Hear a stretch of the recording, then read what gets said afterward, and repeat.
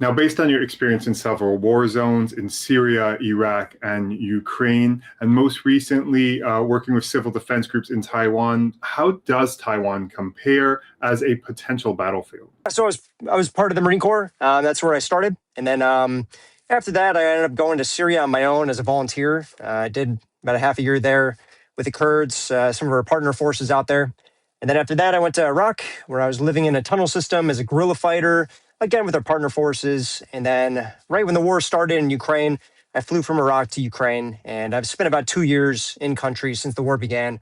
When I think back at my time in Iraq, this was a couple years after ISIS had invaded. A lot of people died because the government there wasn't prepared for an invasion. So I think on a strategic level, it's a lot like Iraq. Taiwan has the benefit of not being the first one against the large country trying to invade them. So there's a lot of lessons learned that can be had right now. And from the little experience I have training inside of Taiwan, I think that they're taking it serious.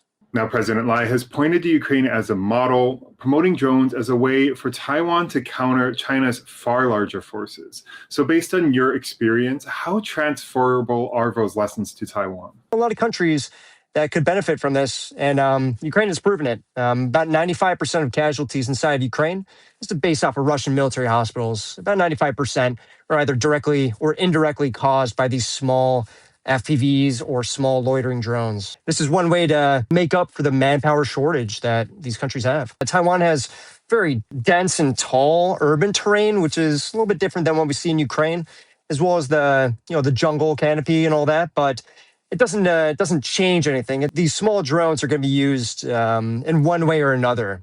Now, in your experience working with defense groups in Taiwan, what types of drones should the country be prioritizing? Attack, surveillance, or a mix? They're running a frequency that doesn't really go well when it comes to dense forest coverage.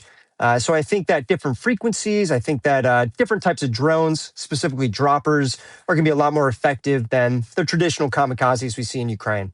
I'm a big believer on my channel as well as in person about bombing FPVs, because it's not only that they can drop 2 kilos, a 2-kilo warhead, a 60 millimeter mortar, but most of the missions we did when it was first successful was units out in the front line for 30 days that don't have any water, food, or supplies anymore, and they need it. So that was what we were able to give them.